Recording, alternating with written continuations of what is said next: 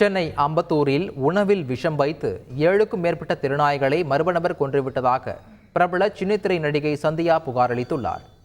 பல்வேறு சீரியல்களில் நடித்துள்ள பிரபல சின்னத்திரை நடிகை சந்தியா மௌலிவாக்கம் பகுதியைச் சேர்ந்த இவர் அம்பத்தூர் பகுதியில் திருநாய்களை உணவில் விஷம் வைத்து மர்ம நபர் கொன்றதாகவும் திருநாய்கள் வாயில் ரத்தம் கக்கி இருந்ததாகவும் அம்பத்தூர் காவல் நிலையத்தில் புகார் அளித்துள்ளார்.